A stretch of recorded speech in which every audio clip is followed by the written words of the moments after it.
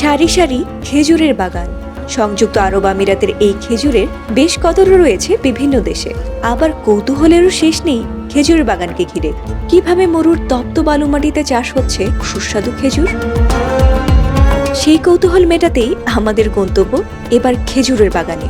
মাসখানেক আগেই শেষ হয়েছে খেজুরের মৌসুম, তাই খেজুরের গাছে খেজুরের দেখা মিলল না। তবে প্রস্তুত করা হচ্ছে পরবর্তী মৌসুমের জন্য। এর মাঝেই দেখা মিলল 50 আব্দুল করিমের সাথে।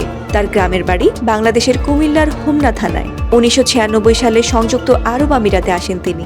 এরপরের জীবনটা কেটেছে এই খেজুরের বাগানে। আব্দুল করিম নিজ হাতে বড় করেছেন বাগানের প্রতিটি গাছ। সঠিক পরিচর্যার মাধ্যমে গড়ে তুলেছেন এই বাগান। তাই এই বাগানের প্রতিটি গাছের প্রতি একটু আলাদা আবেগ রয়েছে আব্দুল করিমের। এখানে যে 16 বছর আগে আসে তখন গাছগুলা ছিল খুবই ছোট। খেজুর আসতো যে পানি দিলে পানির মধ্যে খেজুরগুলা পড়ে যেত, এত ছোট ছিল গাছগুলা। আর আলহামদুলিল্লাহ এখন গাছ অনেক বড়। চারিদিকে শুধু মরুভূমি, এর মধ্যেই একাই থাকেন আব্দুল করিম। তিনি জানান সারাদিন গাছের পরিচর্যা করেই দিন কাটে তার। কিভাবে খেজুর গাছ কোন সময় ফুল লাগাইতে হয়, কোন সময় কাটতে হয় এবং কোন সময় বাঁধতে হয়, কোন সময় ওষুধ দিতে হয়, এই অভিজ্ঞতাগুলো হয়েছে আর কি। আর কোন সময় পানি দিতে হয়, কোন সময় বেশি পানি দিতে হয় এবং কোন সময় কম পানি দিতে হয়। কোনো সময় কম পানিও দিতে হয়, পানি বন্ধ রাখতে হয় এবং কোনো সময় পানি অতিরিক্ত বেশিও দিতে হয়। যখন খেজুর বড় হওয়ার সময় হয় তখন পানি একটু বেশি দিতে হয়, আর যখন খেজুর পাকার সময় হয় তখন খেজুর একটু পানি কম দিতে হয়। এই বাগানে বারহি জাতের খেজুর চাষ হয়। গত অক্টোবরে গাছ থেকে খেজুর সংগ্রহ করা হয়েছে, আর সেই খেজুরই বিভিন্ন দেশে হয়েছে রপ্তানি। এখান থেকে প্রতি খেজুর গাছ যখন পাকা হইব কাইটা তুইয়া রাখা হয়। এরপরে যখন শুকা হইব গাছের থেকে তখন একসাথে করে গাড়ি আসে, ডেইলি 4-5 গাড়ি আইসা এই বছরও 35 গাড়ি খেজুর নিচ্ছে এখান থেকে। ফেব্রুয়ারিতে ফুল আসে খেজুর গাছে। পুরুষ গাছের ফুল থেকে পরাগায়ন করতে হয় নিজ হাতে। এরপরই আসে ফল।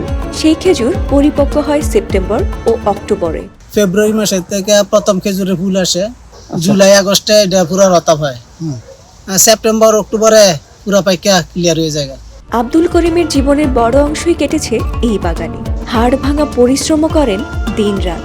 তারপরও স্বস্তির নিঃশ্বাস আব্দুল করিমের, কারণ এখান থেকে উপার্জিত অর্থ দিয়েই তার সন্তানরা মানুষ হয়েছে। তাই খুব একটা আক্ষেপ নেই এই প্রবাসীর। এখানে আসছে 96 অক্টোবরের 15 তারিখ প্রথম। এই আজ পর্যন্ত ইনশাল্লাহ এই মালিকের এখানে আছি। আজ 27 বছর অতিবাহিত হয়ে গেছে, 28 বছর চলতেছে। আব্দুল করিমের মতো প্রবাসীরা পরিবারের খুশির জন্য স্মৃতি আঁকড়ে পড়ে থাকেন বছরের পর বছর। আপনজন ছেড়ে মরুর বুকে একা পড়ে থাকাটা যে কতটা কষ্টের সেটি হয়তো জানেন না এসব প্রবাসী পরিবারের অধিকাংশ লোকজনই।